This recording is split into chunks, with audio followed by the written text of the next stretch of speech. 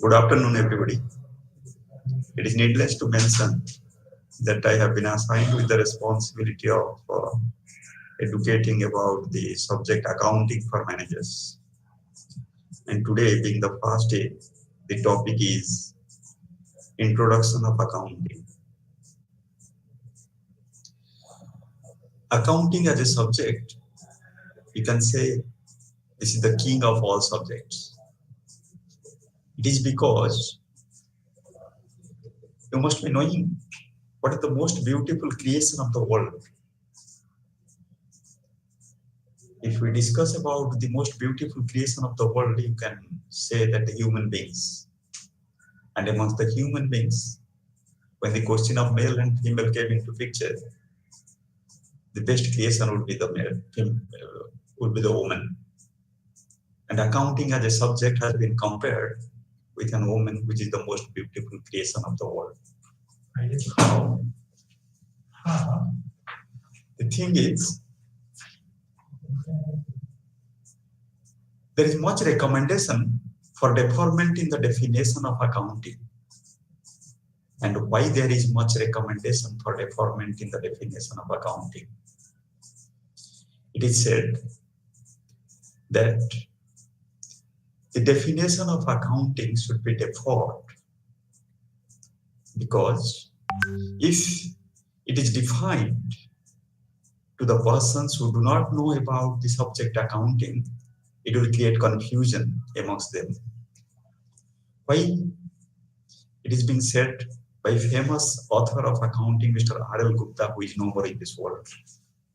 In the initial pages of his book, he said that define accounting without studying it properly is just like X-raying the body of a beautiful girl and converting it into an ugly heap of bones. Those bare bones gathers organic and muscular strength when the study of accounting progresses. Let me reiterate. Study of accounting, define accounting without studying it properly, just like X-raying the body of a beautiful girl and converting it into an ugly heap of bones.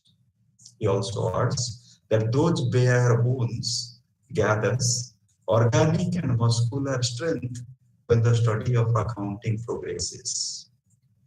So, if we define accounting before the persons who do not know anything about the subject, it is just like showing the skeleton of a person.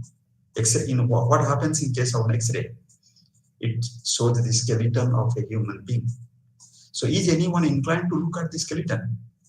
Unless and until you are an orthopedician, nobody is interested to look at the skeleton because it will create an adverse impression, everything about the people. So in order to do so, there is much recommendation for deferment in the definition of accounting. It should not be defined in the initial stages. But to start with, we can take the definition, the most lucid and widely acceptable definition given by AICPA. AICPA means American Institute of Certified Public Accountants. While defining accounting, this organization says that it is an art of recording, classifying, summarizing of business transactions measurable in terms of money and interpreting the results thereof. So there are different components involved in it. It is first one is recording, second one is classifying, third one is summarizing, and the fourth one is interpretation of the result of what? Of business transactions. So recording of business transactions, classifying of business transactions, summarizing of business transactions, and finally interpreting the results thereof is called accounting. So in order to understand accounting in its true color, we must know all the four components involved in it. First, what is recording? Recording of transaction means how to keep the record of transactions. Transactions, what is a transaction after all?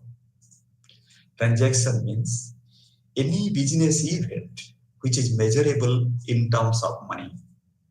If any event is not measurable in terms of money, that cannot form part of accounting. So, transaction means it must be an event occurred in the business and it must be measurable in terms of money. So, what is a business after all? Business is the combination of three things. One is industry, second one is trade, and the third one is commerce. So, business transaction, when it is to be recorded, it is to be recorded through journal. The first technical term used in accounting, that is called journal. So what is journal after all? Journal means systematic recording of business transactions with the significance of debit and credit. Let me reiterate. Systematic recording of business transactions with the significance of debit and credit. So what is debit and what is credit? Everybody knows that this is debit, this is credit. If you look to an account, the left-hand side is called debit and the right-hand side is called credit. But it is enough. What is debit after all? If we look to the double entry system of accounting, the debit means it is one aspect of double entry system of accounting which says about assets and or expenses. Assets and or expenses both represents debit. So what is an asset? Asset means the properties of the business or the properties of the organization. What the organization owns, that is called asset. So how many types of assets are there? The assets may be tangible or intangible, maybe movable or immovable, maybe fixed or current, or maybe fixed ECS. So first one, the first classification of asset is tangible or intangible. What is intangible asset? Tangible assets are those assets which can be seen, which can be touched, and which are having physical existence. Your land and building, your plant and machinery, your vehicles, your furniture and fixtures, all are tangible assets. Cash and bank balance even. It can be seen, it can be touched, and all of them are having physical existence. That's why it is called tangible assets. And in other words, intangible asset means which do not have any physical existence, which cannot be seen, which cannot be touched. And while explaining the types of intangible assets, you can take the name of goodwill, patents, copyrights, technical know-how. All these things are coming under intangible assets. The second category of asset is, it may be movable or it may be immovable. Immovable asset means which cannot change its place from one place to the other. You can say land and building, blast furnace, heavy plant and machinery which is installed on long-term basis. It cannot change its place from one place to the other. They are called immovable assets. And in other words, on the other hand, movable assets means your furniture and fixture. We can change its place from one place to the other. Today, you have kept one computer in this particular room. Tomorrow, it can be shifted to other room. Today, these furniture and fixtures or students' desks are kept in this classroom, and in the next day, it can be taken to another classroom.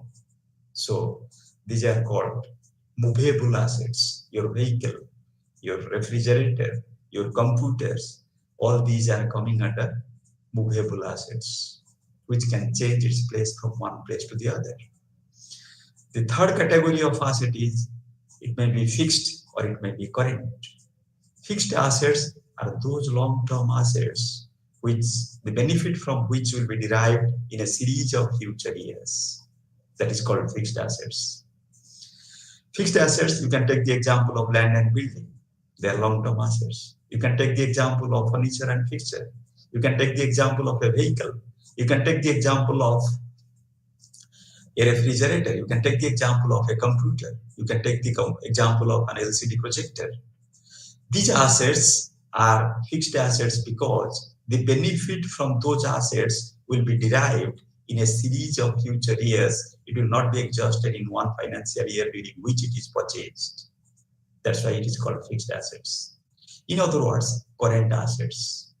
Current assets means those short-term assets which can be converted into cash or cash equivalent. There are three characteristics of a current asset. The first one is easy convertibility into cash. Second one is to be used in the process of production. The third one is to be consumed during one accounting cycle or one financial year. If we take the example of different current assets, the first characteristic is it must be converted into cash or cash equivalent. Under that category, your cash, your bank balance, your sundry debtors, your stock of finished stock and finished inventory, all these things are coming under current assets of the first category, which can be easily converted into cash or cash equivalent. The second category of current asset is which can be used in the process of production. Take the example of semi-finished goods or raw materials, stock of raw materials. They are not meant for conversion into cash or cash equivalent directly. It has to be used in the process of production. It has to be converted into finished goods. Finished goods are to be again sold to the customers. If it is a credit sale, it will give rise to sundry debtors. If it is a cash sale, then it will be converted into cash. If it is sundry debtor, then again one step ahead, it will have to convert it into cash. But the stock of inventory, which are coming under work in progress or raw materials, that is also coming under current assets. The third category of current assets, as per the third characteristics, is which can be consumed. Consumed means take the example of prepaid expenses. Prepaid expenses are never converted into cash or cash equivalent, or it is never to be used in the process of production, but it is to be consumed. That means once a prepaid rent, when the time passes, the prepaid rent automatically being consumed, and during the periodicity, it became entirely consumed, and the amount is booked under expenses, and the current asset is being nullified. So there are three characteristics of current assets, as explained earlier. So fixed assets and current assets, so all the three categories are over. And then finally, the assets may be fictitious. Fictitious assets is different from that of the intangible assets. All intangible assets are not fictitious, but all fictitious assets are intangible. So what is the difference between intangible assets and the fictitious asset? Intangible assets, although they do not have any physical existence, still then it gives financial benefit to the organization. But the intangible assets, they do give financial benefit to the organization, but the fictitious asset, they do not give any financial benefit to the organization. While explaining the nature of fictitious assets, you can take the example of cumulative losses, debit balance of profit and loss account. Cumulative, or you can say accumulated losses area. Debit balance of profit and loss account. They are the examples of fictitious assets. Normally, the fictitious assets, they do not give any financial benefit to the organization, and in that context or in that line of differentiation, it is being different from that of the intangible asset. But there is only one exception to this rule. Let me explain this. The exception is as regards the taxation law, the Income Tax Act. If you refer to the Income Tax Act, there is a provision called set off and carry forward of losses. Set off and carry forward of losses, what happens? If there is losses in 1 year, Suppose the organization runs for its first year, and in the first year it has sustained losses. So when there is loss in the first year, obviously there won't be an income tax liability. Suppose in the first year the loss is 1 lakh, and in the second year, again the organization has sustained a loss of rupees, say 2 lakhs. So the accumulated loss or the cumulative loss by the end of the second year became 3 lakhs in the hands of the organization. And that loss will be shown as miscellaneous expenditure and losses being the last item in the asset side of the balance sheet. And that fictitious asset, when in the first year loss there is no tax liability, when the second year there is loss there is no tax liability. Suppose in the third year the organization has earned a profit of rupees 4 lakhs, and if the tax rate is 30% on 4 lakhs of income or 4 lakhs of profit, on the 30% of tax liability, there will be 1,20,000 of tax liability in the hands of the organization. But as per the provisions of set off and carry forward of losses, when there was existence of 3 lakhs of cumulative losses in the first 2 years, that is legally allowed to be set off against the third year's profit, and on the balance of the profit, the amount is liable to attract the tax liability. This is called what? The set off and carry forward of losses. Of course, this is subject to fulfillment and compliance of certain provisions as prescribed under the income tax law. But what happens in this particular case? If there is no provision for set off and carry forward of losses, or if there is no existence of accumulated loss, which is otherwise called the fictitious asset, then the tax liability on the hands of the organization would have 1,20,000 being 30% of the profit earned during the third year. But when the provision of set off and carry forward of losses is taken into consideration, the 3 lakhs of previous losses are being set off against the current year's profit of 4 lakhs.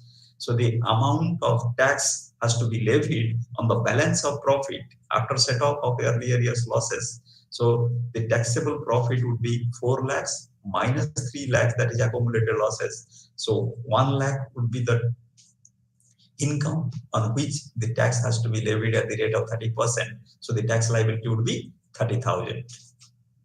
So earlier tax liability on 4 lakhs was 1,20,000, and now the tax liability comes to be 30,000. So there is a gap, or there is a financial gain in the hands of the organization to the extent of 90,000.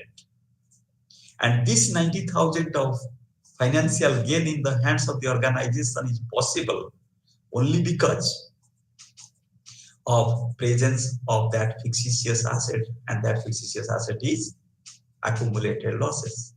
So accepting this particular example, under no circumstances the fictitious assets can give any financial benefit to the organization, and in that way it is being different from the intangible assets. Intangible assets, they do give financial benefit, but fictitious assets, they do not give any financial benefit. But this is the solitary example or exception available in this case. So examples of assets are clarified. Then the second category of debit is expense. First one is asset and the second one is expense. So what is expense after all? Expense means any amount, any outflow of cash or cash equivalent, any outflow of cash or cash equivalent which gives rise to, which doesn't give rise to the value of any asset or reduction in the amount of liability. You must be knowing there are two similar words. One is expense, another is expenditure. Literally, there is no difference between these two words. Expense, if you refer to a dictionary, the meaning of expense would be the same. The meaning of expenditure would be the same. But in accounting, there is a huge difference between these two words, expense and expenditure. There is a sizable difference between these two words. So what is expense and what is expenditure? Expenditure means any outflow of cash or cash equivalent which gives rise to the value of any asset or reduction in the amount of liability. That is expenditure. Suppose we have purchased a computer on payment of 30,000.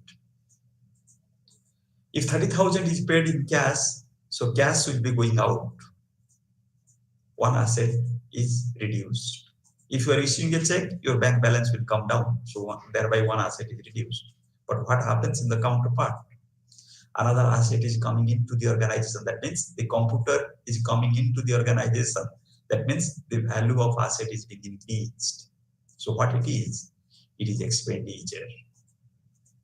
Expenditures are capital in nature and non-recurring in nature. But what happens in case of an expense? Expense means any outflow of cash or cash equivalent which neither give rise to the value of any asset or reduction in the amount of any liability. Take the example of payment of electricity bill on or before the due date. Suppose the organization's electricity bill is 20,000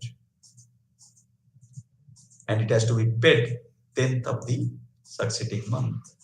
When it is paid by on or before the 10th of the succeeding month, then there would be outflow of cash to the extent of amount of electricity bill paid. But what happens in the counterpart? Does it increase the value of any asset of the organization? Or does it reduces any liability of the organization? The answer would be obviously no. It neither gives rise to the value of any asset, nor it reduces the amount of any liability of the organization when it is paid. That's why what it is, it's not an expenditure, it is an expense. Expenses are revenue in nature and recurring in nature. And expenditure is capital in nature and non-recurring in nature. In that way, expenses and expenditures are different. Expenditures are regarded as fixed assets. It may be current assets sometimes. And expenses means all nominal accounts. Accounts are three types, as you know: personal, real, and nominal, what we'll discuss in a later stage. So, debit represents assets and or expenses. That is one aspect. The second aspect of the recording journal is credit, which speaks about liabilities and or incomes. What is liability? Liability means any owings, any borrowings, or any obligation of the organization. Any owings, any borrowings, or any obligation. Owing means if any loan taken from the bank, that would be coming under liability. It may be a term loan, it may be an overdraft, it may be a cash credit, it may be a bill limit, or whatever it may be. That is called owing. It's a liability for the organization, for which the organization is liable to pay. Second category, borrowing. Borrowing means if the goods are purchased in credit, sundry creditors, that is also liability. The party from whom it is purchased, credit purchase means what? Sundry creditor means if the goods are purchased in credit, from whom it is purchased, he is a creditor, and combination of all the creditors is called sundry creditor. So sundry creditor, the fate of the sundry creditor is a liability. It's a current liability to the organization. The third category, first one is owing, second one is borrowing, and third one is obligation. Under that category, you can take the example of outstanding expenses. Expenses due but not paid. Suppose the rent has to be paid by the end of the month, but it is not paid. So in the very next day, it became what?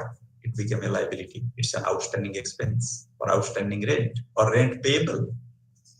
Anything payable is a liability. Anything receivable is an asset. So liability means any owing, any borrowing, or any obligation of the organization. Then come to the categories of liabilities. It may be a term liability, which is called a long-term liability, or it may be a current liability. There is a third category of liability, which is otherwise called the contingent liability. Let us discuss all the three in nutshell. Liability Term liability or the long-term liability means the liabilities which exist for a long-term period, which exist for more than 1 year. That is called long-term liability. Your share capital, your reserve and surplus, your long-term loans from banks, financial institutions, etc. They are all term liabilities or long-term liabilities. But the liabilities which exist for 1 year, for one financial year, they are called the current liabilities or short-term liabilities. Under short-term liability, different items will be coming like current assets, sundry creditors, your outstanding expenses, bills payable, all these things will be coming under current liabilities. The third category of liability would be contingent liability. Contingent liability means the liability which is not a firm liability, but it's becoming firm liability depends upon the happening or non-happening of certain events. Your bank guarantee, it is an example of a contingent liability. Contingent liability, since it is not a firm liability, it is not incorporated in the body of the balance sheet. Rather, it is given by way of a footnote to the balance sheet. So, that is categories of liabilities. Then the next aspect of the credit is income. What is an income? Income means gross inflow of cash or cash equivalent resulting out of three things. The first one is sale of goods. Second one is rendering of services. And the third one is utilization of any resources of the organization, but excluding the receipts on behalf of third parties. The last part is more important. So what are the components involved in income? Gross inflow of cash or cash equivalent resulting out of sale of goods. Sale of goods means the traders. You can say when any good is being sold to the customer, whatever amount is being received from the customers, that is called sale proceeds. So that will be what? That will be the income in the hands of the organization. Suppose a person had been to Pantaloon for buying of a trouser. He had chosen a trouser. The price of the basic price of which is say 1,000, and it is subject to GST at the rate of 10%. So obviously, you will have to tender a sum of rupees 1,100 towards the price of the trouser he has chosen. So the gross inflow on account of sale of trouser in the hands of the Pantaloon became how much? 1,100. But what would be the income in the hands of Pantaloon on account of sale of trouser? It would be limited to 1,000 only, not including the 100 towards the GST, because the Pantaloon is collecting the amount of GST of rupees 100 on behalf of the government here, which has to be paid to the government in due course. It's a tax. Are you getting the point on that? So, gross inflow of cash or cash equivalent resulting out of sale of goods, but excluding the receipts on behalf of third party, is called income in the hands of a trader. The persons or the organizations who are not engaged or who are not indulged in trading, they must be having income also. Take the example of an university or take the example of an educational institution. There is no sale of product there, but they are earning income or not. So what is the income in the hands of a school or college or an university? The income is coming on account of tuition fees. So that tuition fee is on account of rendering of services. They are imparting education, and education is a service, and on account of that service, they are getting the money. And that inflow is called the income in the hands of the institution. That is also subject to the last part of the definition, excluding the receipts on behalf of third party. Suppose an institute, a college which is affiliated to a university is collecting a fees of rupees 1 lakh per year per student. And out of that 1 lakh, it is paying 10,000 to the affiliating university. So that 1 1 lakh, although it is gross inflow of cash in the hands of the institution or the college, the entire 1 lakh cannot be treated as income because out of that 10,000 is payable to the affiliating university. So that 10,000 is a collection by the institution on behalf of the university, which cannot be the income of the institution or the college because it belongs to a third party. So let me reiterate the definition of the income again. Gross inflow of cash or cash equivalent resulting out of sale of goods, rendering of services, or utilization of any resources of the organization, but excluding the receipts on behalf of third parties. Is that clear? So this is about the two aspects of debit and credit, which includes assets, expenses, liabilities, and incomes. So how the recording has to be done? Recording has to be done with the help of three golden rules. There are three accounts in the system. Truly speaking, there are two. One is personal account, the other one is impersonal account. But impersonal account is again divided into two components. That is called real account and the nominal account. So in general, there are three accounts. One is personal account, another is real account, and the third one is the nominal account. Personal account means the accounts which are representing the persons, the firms, the organizations, which may include banks, schools, colleges, etc., etc. Personal accounts are again of three categories. It may be a natural person, it may be an artificial person, or it may be a representative person.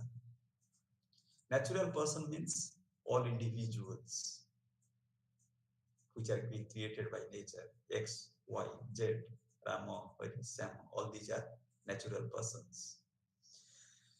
Natural persons which are being created by nature. The second one is artificial persons. Artificial person means all institutions and organizations which are created by the individuals or human beings with the help of certain statutes. All organizations, all companies, all institutions, all banks, all schools, colleges, all are artificial persons because they are not created by nature, they are created by human beings with the help of certain statutes. That's why it is called artificial person. The third category of personal account is representative personal account. When a personal account is being represented by an individual or a group of individual, by an organization or a group of organization, it is called representative personal account. The examples of representative personal accounts are your outstanding expenses, sundry debtor, sundry creditor, prepaid expenses, share capital. All these are representative personal account. In case of share capital, what happens? The share capital account is represented by the entire number of shareholders. In case of sundry debtor is being represented by all the individual debtors. The same case also happens in case of sundry creditor, outstanding expenses. In case of outstanding expenses, what happens? Suppose there is outstanding salary. Outstanding salary means outstanding salary for the month of March, say. Outstanding salary means it includes the salary of all the employees who are yet to get their salary from the organization for the month of March. So it is represented by all the employees whose salary is outstanding or due but not paid. So that is called representative personal account. For a representative personal account, the rule for recording of transaction as per journal is debit the receiver and credit the giver. That means the person who receives his account is debited and the person who gives his account is credited. That is the rule for personal account. The second category of account is real account. Real account means it represents assets. Real account always represents assets and properties. Your cash and bank balance, your vehicles, your land and building, your plant and machinery, your furniture and fixture, all these are your even intangible assets like goodwill, patents, copyrights, all are real accounts. For real accounts, the rule is different.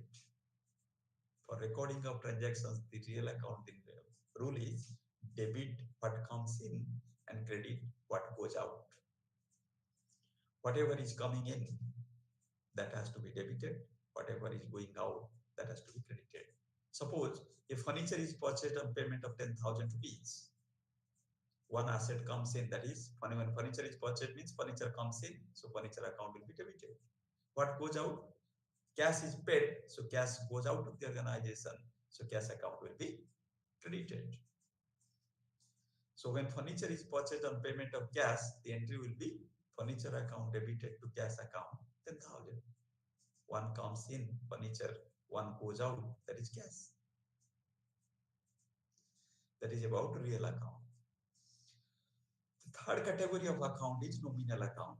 Nominal account represents all losses and expenses, gains and incomes. So losses and expenses, gains and incomes, that is called nominal. There is another way of identifying the nominal account. When something is paid or something is received, but the name goes to something else, that is also called a nominal account. Suppose we are saying that salary paid, but what is paid actually? Actually, we are paying cash on account of salary. When we are saying that electricity bill is paid, what is being paid? Gas is paid on account of electricity. So all these things are coming under nominal account category. For nominal account, the rule is debit all losses and expenses, credit all gains and incomes. That means when an income is earned or received, that is called what? It is to be credited. And when any expenses is incurred, when expense is incurred, that is called debit. So debit all losses and expenses, credit all gains and incomes. That is the rule for nominal account. So with these three rules, three golden rules of accounting or recording of transactions, we can record any damn transaction that takes place in the entire universe.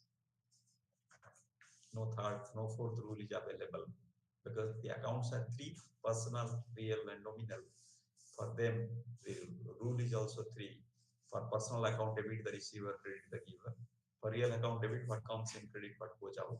For nominal account, debit all losses and expenses, credit all gains and incomes. So that is the very first category of the definition of accounting, that is recording.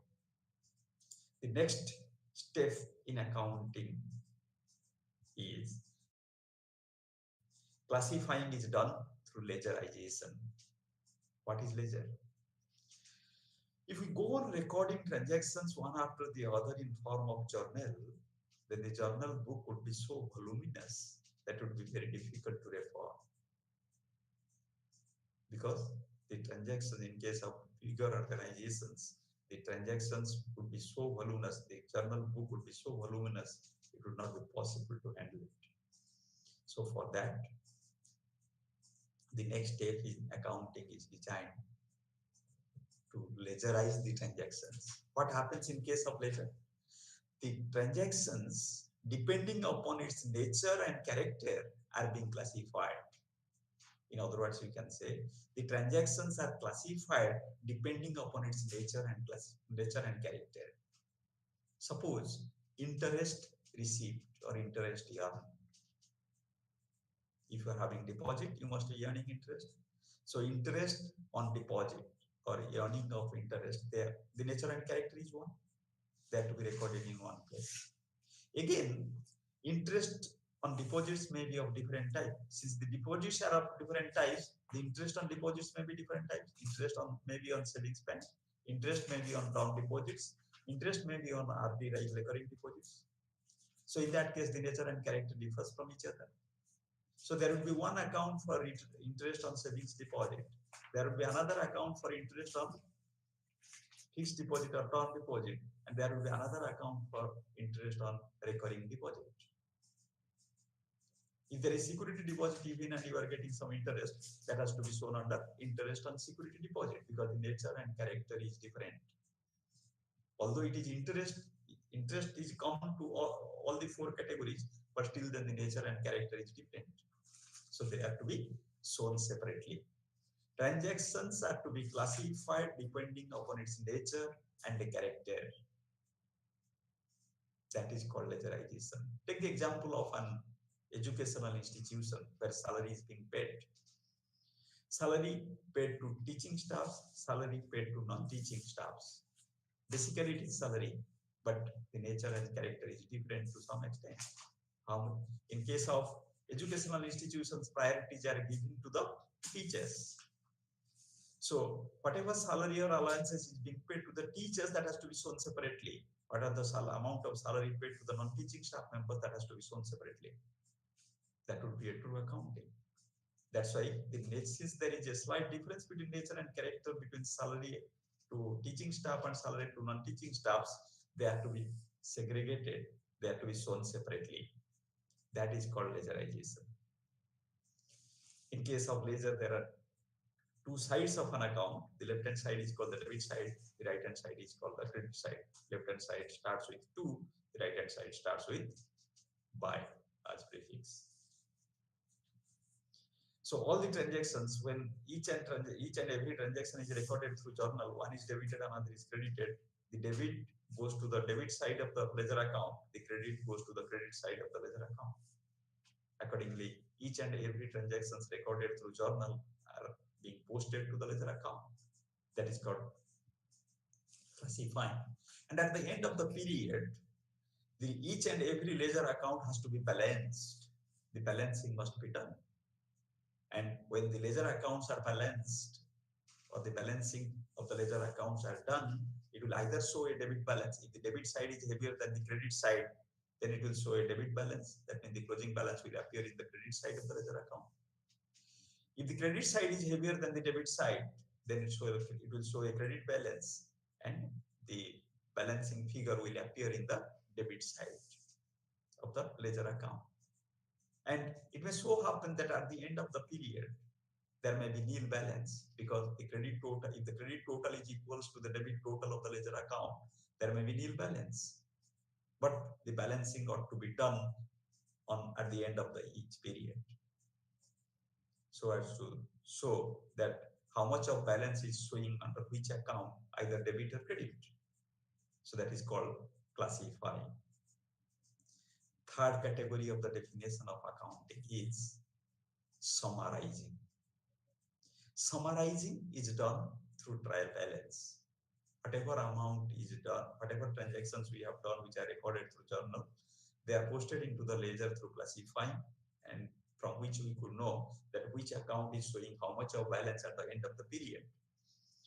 And then to know the entire thing in form of its summary, we need to prepare a statement which is called a trial balance. Trial balance is prepared on periodic basis. So what is a trial balance? What is the meaning of the trial balance? The trial balance means it is a statement which is prepared on periodic basis and which contains the closing balances of all the ledger accounts.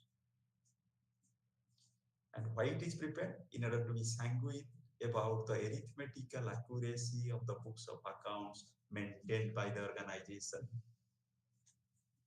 So let me reiterate. The trial balance means it is a statement which is prepared on periodic basis containing the closing balances of all the ledger accounts in order to be sanguine about the arithmetical accuracy of the books of accounts maintained.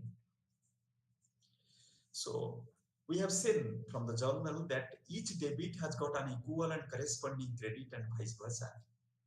That means each debit has a credit and each credit has a debit. Or else each debit having couple of credits, but the summation of couple of credits must be equal to the one debit. So debit is always equal to the credit. So when individual debits are equal to the credit, individual credits, the summation of all the debits must tally with the summation of all the credits. That's a mathematical truism. So taking that into cognizance, the trial balance is being prepared where one column is meant for all debit items and the other column is meant for all credit items. And the summation of the debit items must tally with the summation of all the credit items. If it doesn't tally, then there is something flaw in the maintenance of the books of accounts over that particular period for that particular organization. So trial balance, as we said, that it's a statement prepared on periodic basis. It may be prepared daily, it may be prepared weekly, it may be prepared monthly, it may be prepared quarterly, it may be prepared half yearly, it may be prepared yearly. Normally it is prepared yearly before the preparation of the financial statements at the end of the financial year. But it can be prepared on daily basis, weekly basis, monthly basis, quarterly basis, half yearly basis. So trial balance is also based on a principle: debit all assets and expenses, credit all gains and liabilities. That means if you refer to the debit column of the trial balance, then whatever items are appearing in the debit column, it is either an asset, and if it is not an asset, it must be an expense. And in the credit column, whatever items are there in the credit column of the trial balance, it is either a liability, and if it is not a liability, it must be an income. And that is the basis of preparation of the trial. That is the principle behind preparation of the trial balance. So that is trial balance, which meets the third component of the definition of accounting. That is what? Summarizing.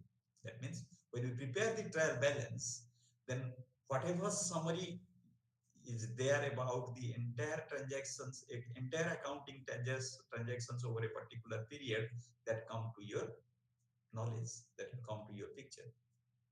That's why it is called summarizing. Then the fourth and the last component of the definition of accounting, which speaks about the interpretation of the results. Few of the authors are of the opinion that the first three categories, that is recording, classifying, and summarizing, is called the bookkeeping.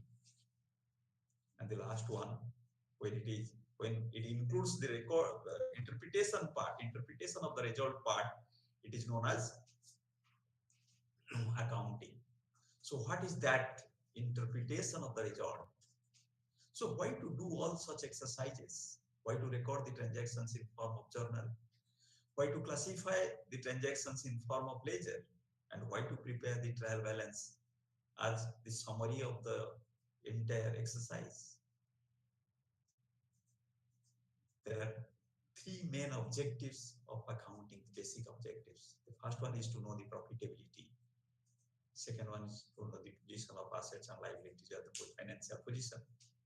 And the third main objective is to meet the requirements of law. So first one is to know the profitability. Profit is what? Profit, generally speaking, it is the excess of income over expenses. Basically, profit is of two types. One is the gross profit, another is the net profit. Gross profit, in order to know the gross profit, we need to prepare an account which is called a trading account. And that trading account is nothing but a tabular presentation of the equation of the gross profit. So what is the equation of the gross profit? Equation of the gross profit is sales minus cost of goods sold. Sales minus cost of goods sold. So what is cost of goods sold? If we'll find out what are the contents of the components of the cost of goods sold, it is also having another equation. And that equation is opening stock. Opening stock means the stocks at the beginning, plus purchases. That means whatever purchases are effected during that particular period, plus direct expenses. Direct expenses means the expenses incurred for bringing the goods from the place of purchase to the place of effecting sales. That is called direct expense. That has also to be included along with the opening stock and purchase. And from these three, your closing stock ought to be deducted. Less closing stock, opening stock, plus purchase, plus direct expenses, minus closing stock, that is the cost of goods sold. And that cost of goods sold has to be deducted from the sale proceeds to find out the gross profit. So when the cost of goods sold is being exchanged by its equation, opening stock plus purchase plus direct expenses minus closing stock, the final equation of the gross profit would be sales plus closing stock minus opening stock minus purchase minus direct expenses. That would be the gross profit. Or not? Yes. So gross profit, there are, when you make an analysis of the equation, there are two parts, two items, not two parts, two items. That means sales and closing stock are with positive symbol, and opening stock, direct expenses, and closing stock are, opening stock plus purchase, plus opening stock, purchase, and direct expenses, three are with negative symbol, minus symbol. So when this equation is presented in a tabular form of trading account, that is called trading account. When it is presented in form of a table, sales, closing stock in the credit side or in the right hand side of the trading account, and opening stock, purchase, and direct expenses all are in the debit side or in the left hand side of the trading account. The resultant, if the sales plus closing stock is more than the opening stock plus purchase plus direct expenses, then it would be gross profit, and the balancing figure will certainly appear in the debit side of the trading account. And in case of reverse, the balancing figure will appear in the credit side of the trading account. That is called gross loss, because the opening stock plus purchase plus direct expenses is more than the closing stock and sales. So either there would be gross profit or gross loss, which would be the resultant of the trading account. But the resultant of the trading account, which is either gross profit or gross loss, that is not the final profit of the organization, because only direct expenses and direct incomes are considered here in the trading account. In order to find out the net profit or the final profit of the organization, you need to prepare another account, which is called the profit and loss account. Profit and loss account is a nominal account by itself, and it is said to be the graveyard of all the nominal accounts. That means when the profit and loss account is prepared at the end of the period, all the nominal accounts, nominal account means all losses, expenses, gains, and incomes, they came to an end.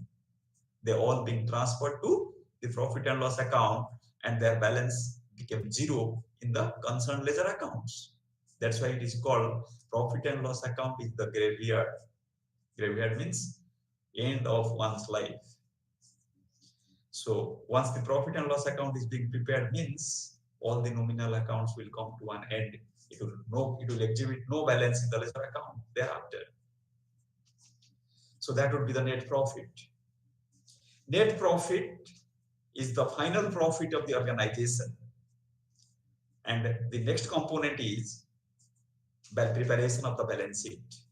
Balance sheet, which will speak about the assets and liabilities, financial position of the organization. Is that clear? And this would be prepared after the profit and loss account is being prepared. And the third component of the basic requirement of the basic objective of financial accounting is, that is what? To meet the requirements of the law. There are certain statutory requirements where the accounting, the maintenance of books of accounts is mandatory. So in order to comply with those statutory requirements, the organization ought to maintain their books of accounts. So here there are four components as we discussed here about the subject accounting. First one is recording, which is done through journal. Second one is classifying, which is done through ledger. Third one is summarizing, which is done through trial balance. And the fourth one, which is most important and vital, that is interpretation of the results, which is done through the preparation of the financial statements, that is income statements and balance sheet. Income statement speaks about the net profit or net loss. And finally, the balance sheet speaks about the financial position or the position of assets and liabilities. So accounting in general, if you look to the introduction or the definition of accounting, it includes all the four components: recording, classifying, summarizing, and interpretation of the results. That's all. That's all about the introduction of accounting for this current session.